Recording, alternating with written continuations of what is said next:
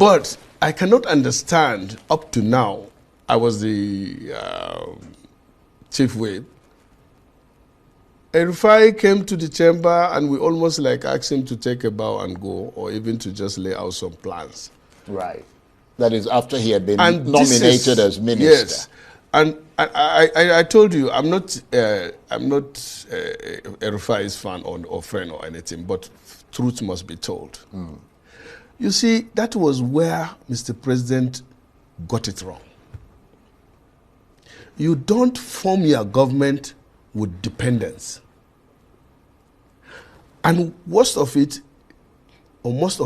is the president is a kingmaker, remember? Mm. So when a kingmaker becomes a king, then there is a problem which he must identify himself so that he can have people that will stand up to him and tell him the truth. This is now what is lacking in this government. And when I said, and I still stand on it until there is a change, the government of Tinubu is dominated by Kleptocrats and Kleptocrats. I don't want to even respond to Bayo where you say it's a lone wolf. That's Bayo Onanuga, the presidential spokesman. Bayo Onanuga is just in Nigeria. He is a domestic staff to the president. I am a senator 4 times. How dare he calls me, but I'm happy he called me lone wolf. He's a magadog. Well, you forgot the word frustrated. He said frustrated lone wolf. No, I'm not frustrated. I contested for I didn't Senate. say you were. I'm saying that's what he called you. Charles, why would I be frustrated? I contested to be a senator. I won 4 times. I won 2 times in the House of Reps. Where does the frustration come? I am a son of nobody who became somebody without knowing anybody. Ask the president. I'm not his dependent, one of his dependents. I'm his ally.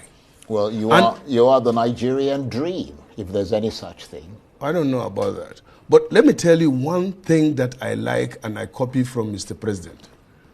He can get somebody to argue on that. If we were to swap position, and I'm the president, doing the same thing that he is doing now, he would have been on the street. He has done it before, to protest.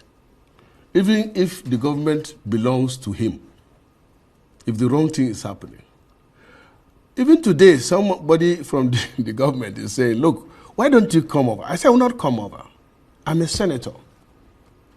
If the president, under normal democratic settings, the president is supposed to lobby me on issues.